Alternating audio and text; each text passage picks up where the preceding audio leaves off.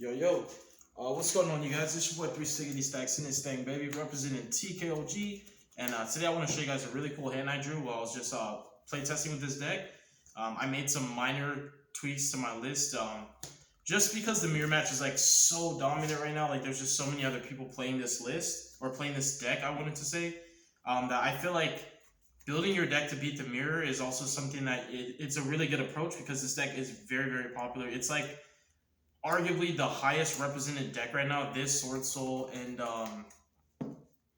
I would say this Sword Soul and the Plow decks like Prank Kids and etc. are like the most represented decks. So I drew a really nasty hand. I'm gonna play it out. But I was playing it out and I was like, you know what? Like, what if this was a mirror match? And then what I knew the hand would play through for sure, without any troubles, was just Brennan in red. Which would be their Guardian Chimera play, which is the full setup. So basically, the full setup that you get off of Fusion. So Mirror Jade, Brennan in red, which is just Guardian Chimera, plus Imperm and Ash. So that's 4 disruptions. And this hand can push through those 4 disruptions, OTK, and get a crap ton of follow-ups. So let me grab my extra Mirror Jade. It will definitely help me.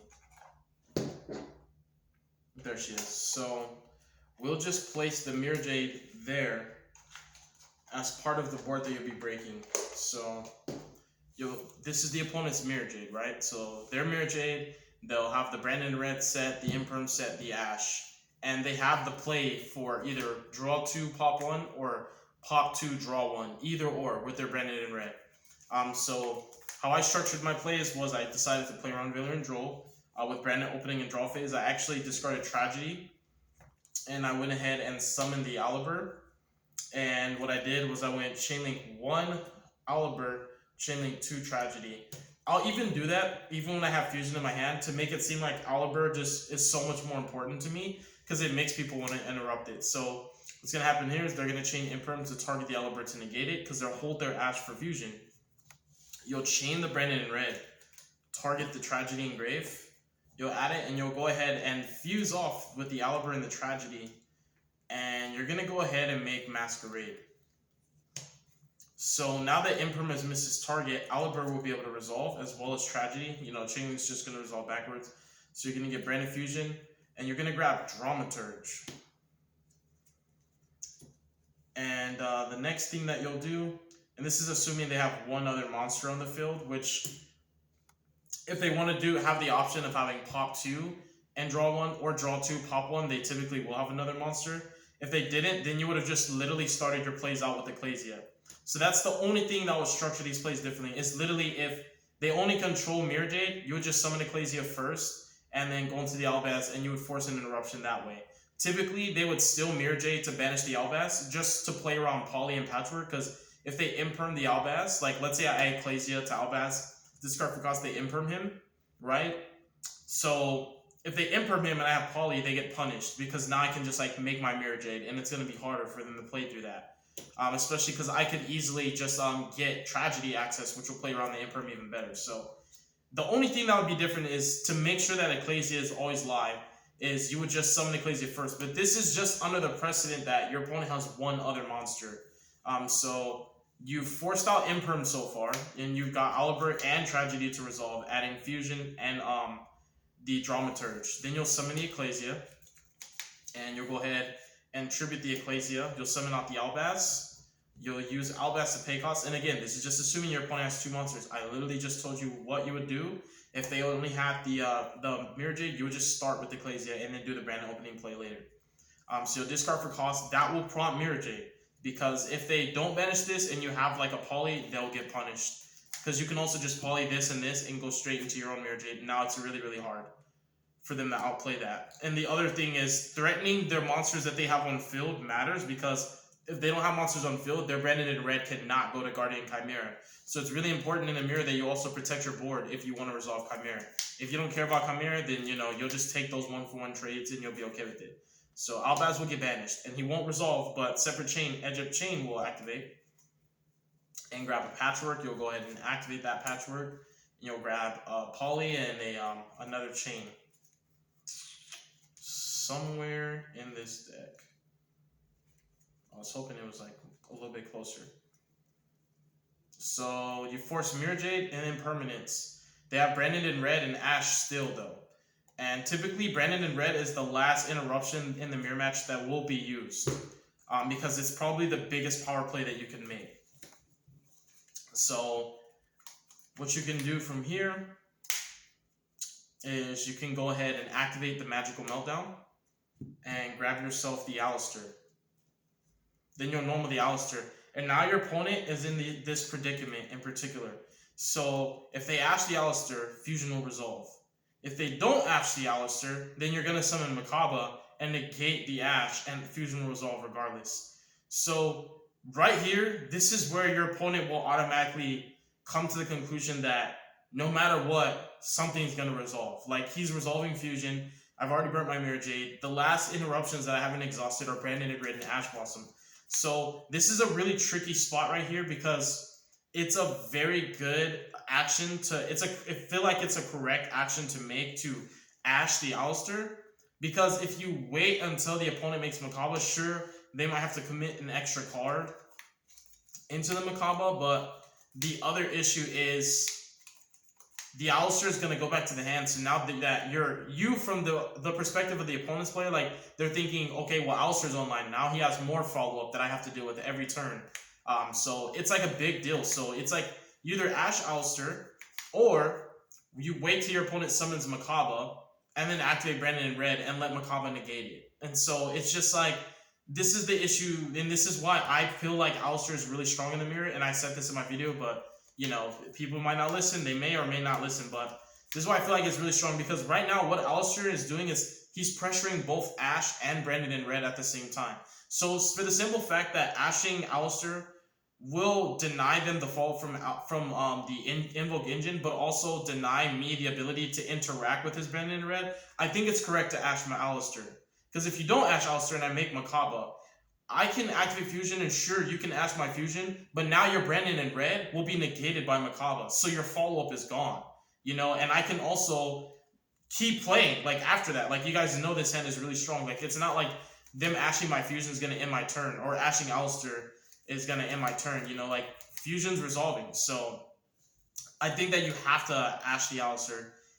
That's just me. Like, if I was going to hold Ash for Fusion, I would have to have another interruption, like an Imperm or a Veiler, you know, to be able to say, okay, I'll Ash Fusion and chain Veiler. But at that point, you would still be interacting with Alistair. But this situation is just me pushing through Ash, Imperm, Brandon in red, and Mirror Jade. Just the 4 disruptions, you know, that you will see pretty often in this opening. So I think it's correct to Ash Alistair.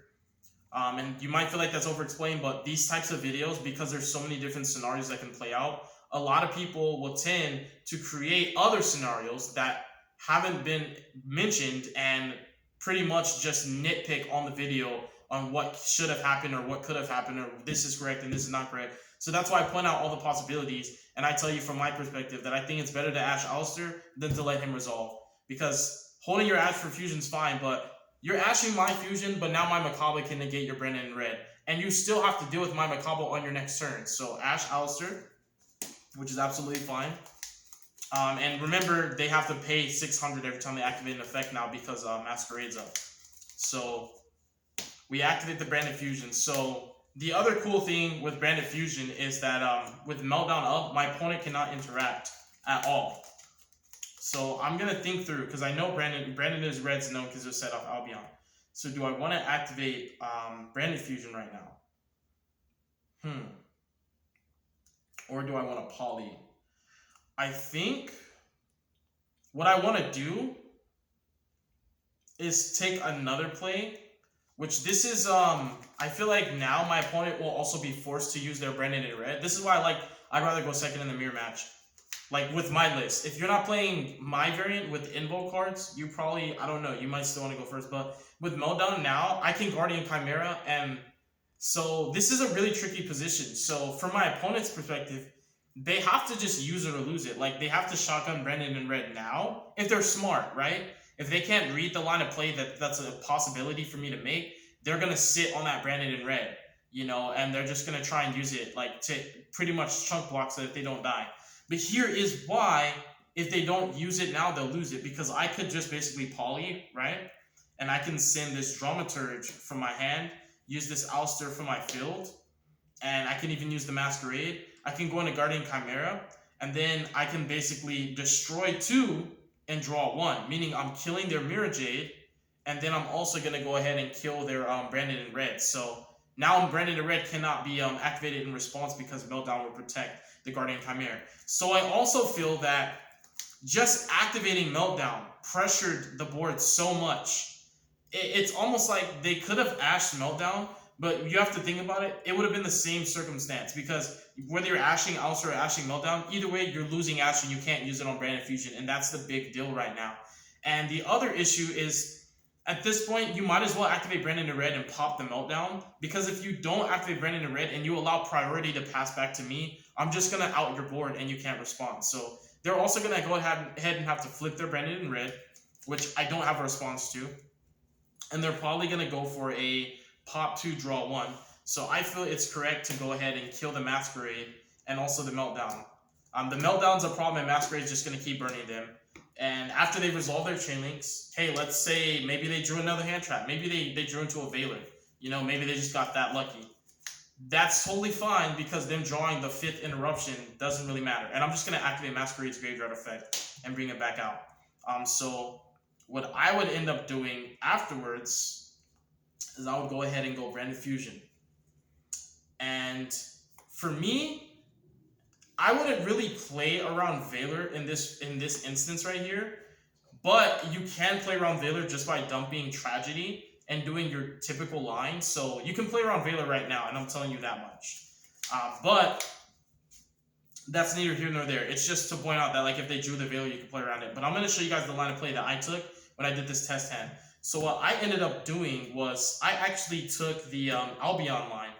So I went Fusion, Dump, Snow. Because I thought to myself, I can OTK and I'm going to do it. That's the only reason why I searched Dramaturge and not Ad Libitum, because I want to go for the OTK. Because I don't even want to have to worry about Mirror Jade in phase. There's not going to be an in phase. So we're going to dump Albaz and Snow. We're going to go Albion. And we'll go for the Albion line. We're going to go ahead and banish the Fallen of Albaz. And we're going to go ahead and banish a Dark, being Edge of Chain. Then we're going to go ahead and summon out our Lubellion. We're going to go for the Lubellion line next. Get rid of the chain. And we're going to shuffle his self. Yeah, actually, Masquerade's probably better to put... Nah, I'd rather shuffle his self, actually. Masquerade's cool, because Masquerade's still damaged. This can still attack. Lubellion is the one who cannot attack right now. So, yeah, I think we're going to put back Albaz in his self. And then we're going to go into our Mirror Jade. So our opponent has a Guardian Chimera out now. And they have Mirror Jade. And if they took the Branded in Red line, that means also their Mirror Jade has been reset off of their Ad Libitum. Which also means that they can Mirror Jade at any given time that they want to. But at the same time, them using Mirror Jade to interact with my Fusion Summon would not be smart because it wouldn't stop anything. Because the Albion still would have resolved even if you Mirror Jaded it. And then Lubellion still would have resolved, even if you Mirror Jaded it. Because you were just banishing materials from the grave and shuffling materials from the banish zone. And so now it's basically Mirror Jade versus Mirror Jade, except I have more gas in the tank, right? So what I would do, just to force their board even further, is I would go ahead and activate my Mirror Jade, and that would prompt their Mirror Jade, because if they don't, there's a chance I could banish it. So what they would probably do is take my Mirror Jade out of rotation. That's like the smartest thing you could do. Because if you banish this, it doesn't matter banishing Albion, because this Mirror Jade could just send another one anyways. There's an argument on banishing Ouster in case I have an invocation in hand, but this is a known threat. So I feel like they should banish Mirror Jade. And I'm also going to banish their Mirror Jade. I think... No, I don't even have to banish the Mirror Jade. I think I could just banish the Chimera because he's probably the hardest card to kill. But at the same time, I'm about to blow their whole field up anyway, so yeah. And what I'll go ahead and do is I'll dump the Albion. And I'll go ahead and Poly next. And I'll fuse Ouster from field, Ouster, Dramaturge from hand. And we'll do... the Masquerade, why not? And what we're going to go ahead and do is we're going to summon out our Guardian Chimera, and we're gonna pop our opponent's Guardian Chimera, and we're gonna because I don't think you have to destroy the exact number.